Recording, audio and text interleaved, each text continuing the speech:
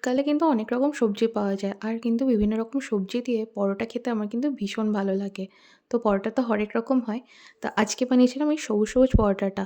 সাথে ছিল দারুণ একটা চিকেনের আইটেম। তো পরোটার রেসিপিটাই তোমাদের সাথে শেয়ার করি। এর জন্য কিন্তু পালং শাকের পাতাগুলো নিয়েছিলাম। ডাঁটিগুলো কিন্তু কমই ছিল। তো ভালোভাবে কিন্তু জলে ডুবিয়ে রেখে একদম কচলে, কচলে ধুয়ে নিয়েছিলাম। যাতে কোনো রকম বালি না থাকে। আর পাতাগুলো রাফলি চপ করা থাকলেই হবে। একদম স্মুথ চপ না করলেও চলবে।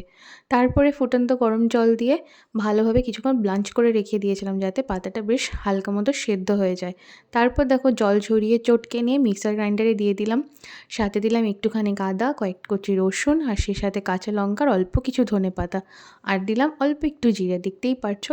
সব কিন্তু একসাথে দিয়ে জল ছাড়াই পেস্টটা বানিয়ে নিয়েছি, জলটা কিন্তু লাগবে না।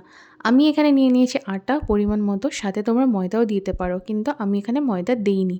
আর দিয়ে দিলাম একটু হিং, হাতে ডলে নিয়ে দিয়ে দিয়েছিলাম জোয়ান।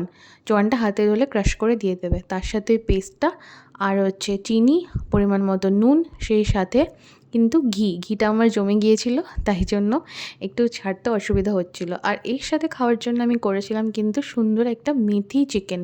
এই রেসিপিটা তোমাদের সাথে একদিন শেয়ার করবো। মেথি ধনিয়া চিকেন করেছিলাম। তারপরে যেমন হয় আর কি পরোটা ভেজে নিলাম, এত টেস্টি হয়েছিল কি বলবো। তবে আমার লবণটা একটু কম হয়ে গিয়েছিল, তোমরা লবণটা পরিমাণ মতো দিও। আর শীতকালে এই ধরনের পরোটা খেতে কিন্তু দারুণ লাগে।